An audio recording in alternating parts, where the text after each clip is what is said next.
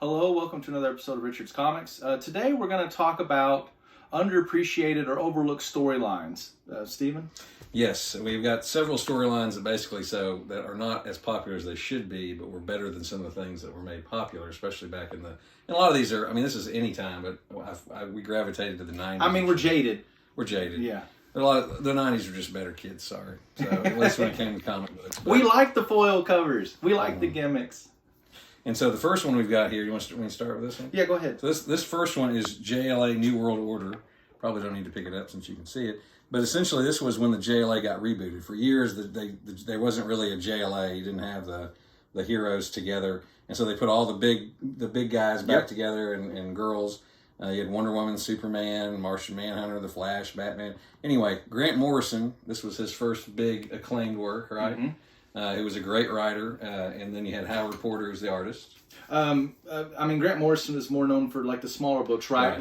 This was when he sold out and went mainstream, which made mainstream cooler because he brought what he did to the JLA. Right. But this is the first 5 issues, I think 5. It's called New World Order, and it's collected in this trade. And essentially, this is the JLA versus Martians, which I know sounds confusing. White Martians. White Martians, but they look like heroes, kind of like the boys, where you think they're good guys and they're superheroes, but they're really not. And this was cool for several reasons. It was a good run. But they capture the whole JLA in the first 2 issues?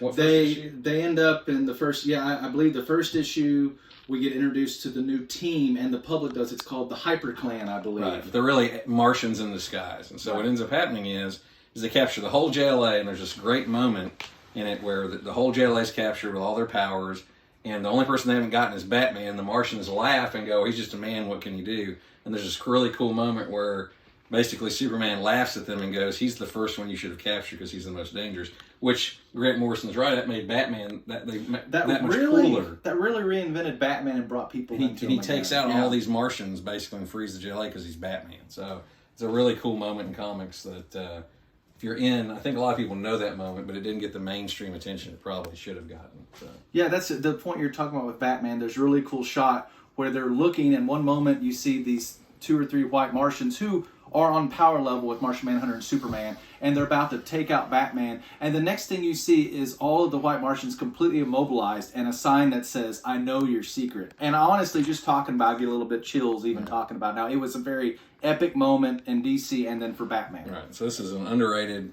run that should have been more celebrated and remembered than it was. So.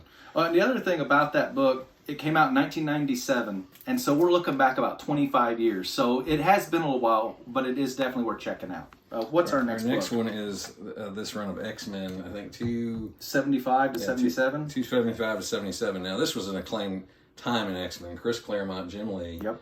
But this was a little storyline that was like 4 issues, 5 issues. I think it was 3 or 4 issues. That was in between 2 massive events, like Extinction Agenda and then the Research Mutant Genesis, basically. The Mur Island saga, right? Yeah. And so it came and went, but it was really great because it was an intergalactic story where the X-Men go to the Shi'ar Empire out in space. It's kind of like Guardians of the Galaxy in that way.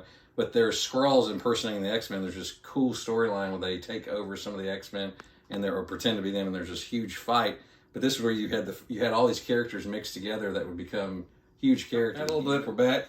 And so essentially this was a storyline with the X-Men where you had a fight between Wolverine and Gambit that was epic because they were these 2 kind of characters that people wanted to see fight. I won't get too much in the storyline, but it's just a great... Yeah, it was a good story, like you're saying. A lot of good action. Of course, we had Jim Lee doing the art, Chris Claremont writing. So it's at the top of the X-Men's game. The cover in particular, you get just the... Honestly, it's just a very awesome moment. Yeah, these are the 2 biggest characters in the X-Men at that time. The coolest. Gambit really comes into his own this storyline, doesn't it? This is like the equivalent of like Steve McQueen and Paul Newman getting in a fist fight, right? Back in the 70s. Like these 2 guys, Wolverine was like the Paul Newman, and then Gambit was like the Steve McQueen. That shows up, and you're just waiting for them to get into a fight. There's a reason for it. It makes sense if you read it, but I think it didn't get the acclaim it deserved because it was sandwiched in between 2 bigger pushed stories. Well, and then we know that Bishop was coming around the corner not too long, and Executioner's Song was coming, and they had the X-Men Gold and X-Men Blue. Right. This one, X-Men was so good and was knocking out of the park every time they did something that something like this could get put under the just It kind of got swept under the rug. Because they were putting out so much good stuff for years, which if you watch another one of our videos, that doesn't happen anymore. Yeah, this would be the best story that in 10 years if it came out now. That's true. So we're going to move on to our next book. This one's a little bit more under the radar, but it definitely deserves some acclaim. This is from Doom 2099. That was an ongoing series back in 1993, and it ran for pretty much the entire 2099 era, about 93 to 95 or so. Yeah, Doctor Doom. So Marvel had a run where they did kind of a subcategory of their comics of 2099, so like 100 years in the future. Exactly. This time we're like 110. I think. I want to say it kicked off in 1992. Right. So it's Spider-Man 2099, who was someone different than Peter Parker. Miguel O'Hara. Yeah, you had XMen 2099, was a whole different type of mutants. But then they had Doom 2099. And the cool thing about Doom 2009, other than it being cool in the future, it's actually Doctor Doom. It's Victor from our Doom. time thrown into that future world. So the linkage between that run of comics and the modern Marvel, like this is Doom. Of course, Doom is the coolest villain in Marvel. So. No disagreement. Doom. Smartest. I mean, you come back to it. The thing that was so good about this is typically when you launch a new comic, it's usually based on the heroes. Like Steven said, SpiderMan, XMen. We had a Hulk one, a Ghost Rider, Punisher. This Doom kind of came out at the same time, and it ran into some really good stories like Fall of the Hammer. Mm-hmm. Where actually Doom becomes president of the United States. Just a lot of really good stuff. When Doom gets thrown into 2099, he doesn't have his country, he doesn't have his money. No Latveria. So this is like giving a dictator who was super smart and deadly a handgun, says, go take your kingdom back. That's right. That's what he does for 50 issues. He kind of has to reclaim his mantle. Exactly. But it's... So I mean, it really good. They had the foil covers. All of the 2099 have this nice style of cover. So definitely check them out. And again, $1.75. Yeah, I'm afraid we're past those days. You got your money's worth. Definitely worth checking out that one. Let's see, number next. Okay, DC 1 Million. Now this is another Grant Morrison. This kind of spun a little bit out of the events of his JLA run that started the year before in 1997. DC 1 Million was a 4-issue limited series, and it expanded to the entire line of DC at the time. And this is in 1998. Which is usually a recipe for disaster, because we'll have another one day we call event fatigue. Basically. Well, that's true. But this is one where they did a DC 1 Million standalone issue for every character that showed you a million years in the future, which is as crazy as it sounds, what that hero... A million months. Yeah, a million months. I mean, what that version of that character would be like. And so essentially... They all actually were way better than they should have been. And the main story is way better than it should have been, because the linkage point was that Superman, there's always a Superman, and Superman is the reason that all of this works for DC. So it really worked out well.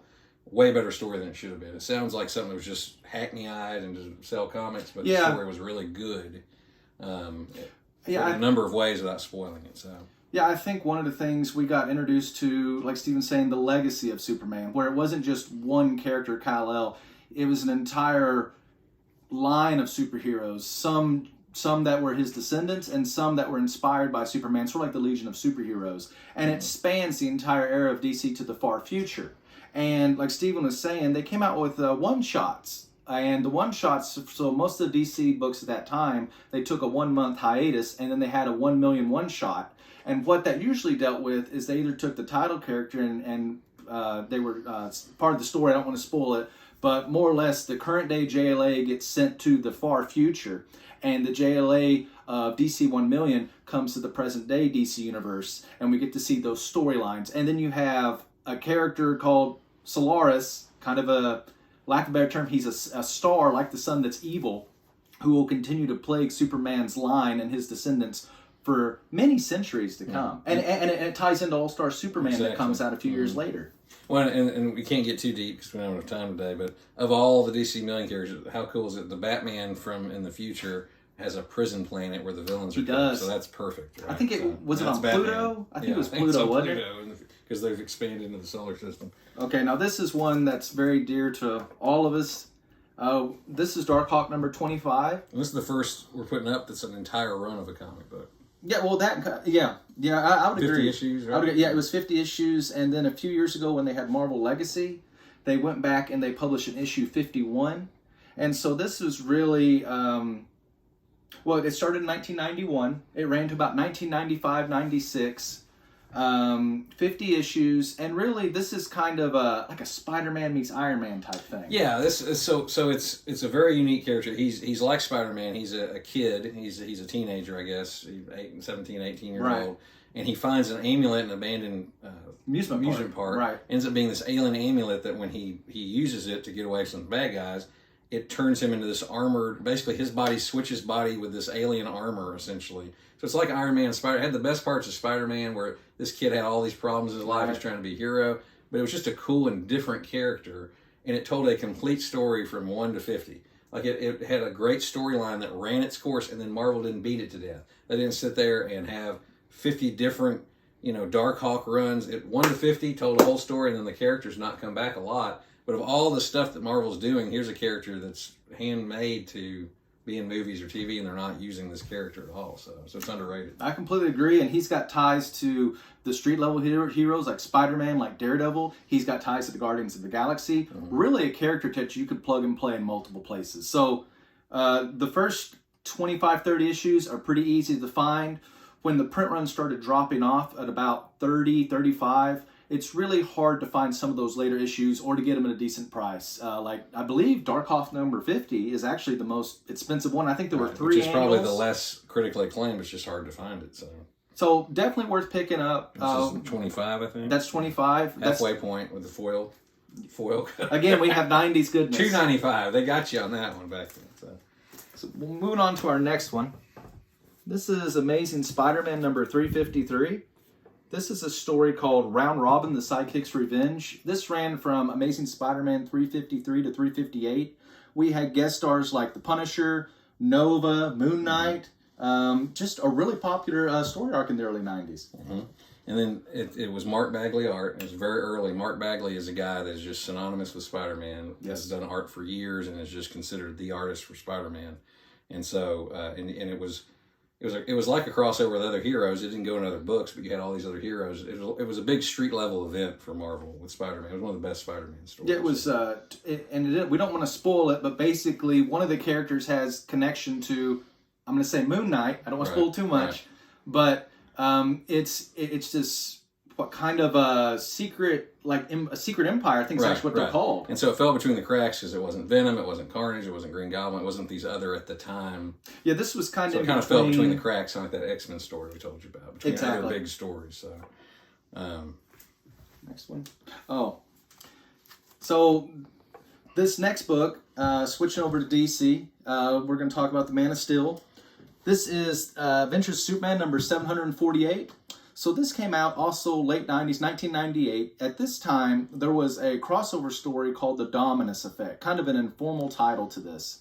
It ran in Superman in 1998, and basically at this time, Superman is involved with this character called Kismet. And Kismet, if you're more familiar maybe with the Marvel, is like Eternity in Marvel. She kind of is the embodiment of reality. Now, they have this character called Dominus, who shows up, and Dominus is a very powerful entity. He comes from the Phantom Zone, and Dominus basically, before Kismet became who she was, he was her lover, and when she got ascended to Kismet, he became jealous of her powers, and he wanted to steal them, and he saw that she had a special connection to Superman, and so his original thought was to go through Superman and steal Kismet's powers. And so that's basically what the story's about. One of the things about Dominus, he was actually a pretty terrifying villain. You don't hear about him, but he was able to reach into people's minds and take the worst nightmare and make them reality. Really kind of a hell on earth, honestly. Like an Event Horizon type. Really creepy, right? And I never read this, so here you go. This is an underrated, I never read it, so it's an underrated thing that I've learned about as much as I've read comic books and Richard. I just never read this one, so I have to check it out. So. Well, it's worth checking out, and let me flip through a couple covers. So and if you're familiar with the Superman at the time, they also had a shield on the front of the cover. And it's hard to see, but it had the year and the number in the story that it actually was. And so Superman at this time had 4 series. This is Action Comics. You can actually see the name of the event on this cover. This is Adventures of Superman number 561. I'm taking a picture of these so I can actually go find these somewhere. Superman 130. Now, it's another thing about these. Nobody's after these. It's not being opted for Hollywood. It's just a good story. Underrated, yeah. And then the last one here is Superman the Man of Steel, where we actually have Wave Rider on the cover. Wave Rider's a cool character. Just looks cool. But it's traditional. He can't punch him. He can't fight him the way that Superman usually fights. This is someone who attacks him as much in reality as in his mind. A really interesting story. Anyway, it's definitely worth checking out. They don't cost much to get, so I recommend this one for sure. Here's one of my personal favorites ever. JLA the Nail. This is an Elseworlds. To me, this is the best Elseworlds. Okay, can you explain what Elseworlds is? Elseworlds is where they just tell a story in an alternate universe. Like a what if. They're right. That has nothing to do with the main timeline. This is one that, what if a nail on the side of the road went into the tire of Ma and Pa Kent and they never raised Superman? So you have a world without Superman, without Clark Kent. Someone else, and I won't spoil it, but at any rate, it shows what the world would be like if Superman wasn't there. You just had the other heroes, and then have the inspiration example that was Superman, and it ain't good. It doesn't turn out very well. No. It's a great Alan Davis art, English artist, one of the best, in my opinion, of all time. Definitely worth checking out. And I would tell you more about it, but it will spoil it. It's probably one of the best miniseries, definitely the best Elseworlds story, and I would challenge anyone on that. Definitely one of the better any of them, ones. and there's a whole list of good ones, but it's definitely one worth checking out. Green Lantern and Batman are kind of front and center in it, so because they kind of pick up the slack of not having a Superman in the world basically would have been. And Superman's involved, or Clark Kent's involved. Kind of towards the end. But you kind of just have to read it. I don't want to spoil it for you. So it's pretty cool what they do with the character. So Jayla, and this again came out about 1998. That really seemed to be a really sweet spot for for DC particularly. The next one, and this is actually, God rest his soul, George Perez, one of the greatest artists ever. He just recently passed away from, I think, cancer. Yeah. Art of George Perez. I just got that. The reason we're using this is to honor him. He was the artist on a run of Avengers. This is art from that story. It tells you it's underrated. So people are going to put it here on his art. This is a picture of his art from that, of the Avengers team at the time. And it's an Ultron story, one of the best Ultron stories, written by Kurt Busiek, art by George Perez. And it really made Ultron the scary, feared character, and probably what they based Age of Ultron. It's kind of Age of Ultron's kind of loosely based on it. So the art for that. So it was Avengers Volume 3. So this was the third volume of Avengers. They relaunched it in about 1998. Again, we hit that year. And in that, I think this was like issue 17 to like 23. So. It kind of hit that. It was kind of the high point of it. Right. Where Ultron is basically just, he kind of becomes a Skynet version. And he does. He's just going to destroy you. I mean, he wipes an entire country off the map. Yeah. And that's where they got the story for Age of Ultron. So what was the name of the country? Slovenia or something like that. Anyway, that country, Eastern Europe, is the country in the comic book. So this directly impacted the movies and the story of the movies. That's kind of where, except for in the movie where he was going to drop that chunk of Earth back. Right. This, he just physically has an army of Ultron drones, and they pretty much just do genocide on the entire population. Yeah. Have fun, kids. And then there's an epic part where the Avengers at the time are with this giant force to try and stop Ultron and liberate the country and save anybody left. Mm-hmm. It's got the classic characters too. It's got Thor, Scarlet Witch, Captain America, Iron Man, Black Widow, Hawkeye. So it doesn't have the Hulk, because the Hulk, no spoiler alert in the comic books, the Hulk wasn't a big part of the Avengers, even though he is in the movies. This was kind of the core team, not everybody, but this was the core team. So a really good run. And I think our last one, switch over to Dark Horse. Right up front there, this is the trade. You want to tell everyone about Star Wars Dark Empire? Dark Empire trilogy. So Dark Empire, this was launched in 1991 when Dark Horse received the license. Marvel had it in the 70s and early 80s. After the license expired, Dark Horse got it in the early 90s. It was taken up by, Tom Keith and Cassidy? I forget the artist's name, apologies. So they had a trilogy of books called Dark Empire. We had Dark Empire 2, and Empire's End. Mm-hmm. Kind of one of the things we can talk about is this is set before Disney went with the new canon. So this is now known as Star Wars Legends. But in 1991, this really helped revitalize Dark Horse in general, right? Mm-hmm. Continue the story from Return of the Jedi, because at the time Lucasfilm licensed Dark Horse and said these stories are part of the canon, that I'm never going to film any more movies. But you still got to stick to the canon. But this story, you have to keep the story going, and everything has to work, and I have to approve it. So in this, basically, the Emperor's alive. Essentially, he cloned himself, which they stole for Rise of Skywalker later on. I find that funny. Oh, that is a can of worms and a half right there. But then they take part of that story. But essentially, Luke turns to the dark side. because he has to become more powerful to try to fight the Emperor, who's in a younger body, and he turns to the dark side. Or does he? You have to read it. Maybe he's not, but he certainly goes into a darker territory, starts becoming more like Anakin Skywalker did when he, not evil like Darth Vader, but heading that direction. And it shows him really fighting with getting more power, and the dark side calling out to Luke that it's not just easy for him to go, I'm going to be a good guy. Of course, Han, Leia, Chewbacca, Lando, all the great characters. It's a big story. It's in 3 parts. This is the trade. You can't find it because Disney won't make it anymore because they want you to buy their new comic books that they say are the new canon. So it's really hard to find, but you can download it, of course. You can buy it. Disney will sell you that, but not the hardcover. They have it on Comixology. You can still find the single issues. They're not too expensive usually. In addition to these great character moments like you're talking about where we have Luke, you really see Leia help redeem Luke in the story. Try not to spoil it too much, but some great moments there. Another one is we have the return of Boba Fett. And as far as at that time in 1991, we thought that he had died in the Sarlacc pit, but you learn, well, he's not gone. Oh, look, something else they cribbed from it, but it's not canon. Well, again, we could do a whole video on that. Right. But I completely agree. This is a really great series. And it, like Steven said, it set after Return of the Jedi, and it really sets the foundation for those familiar with the Legends canon for the Star Wars Jedi Academy trilogy written by Kevin J. Anderson, which I also recommend. But those are not, they did do a comic adaptation, I think, of some of those. But regardless, Star Wars Dark Empire, very good story, very good art. This same creative team did maybe a little more heralded run called Tales of the Jedi that was set in the ancient past and kind of explored the origin of the Jedi Order and the Sith. Is a graphic novel. They do it in novel form so you can put it with your actual novels because it's all canon together. It used to be before Disney said it wasn't. So, anyway. We'll have to have a video about that. Well, that's all we got. Well, we do appreciate your time today. Thank you for watching. And if you can think of some more storylines that have been overlooked that maybe we need to hit on, maybe we can do a future video. Just let us know in the comments, and have a good day.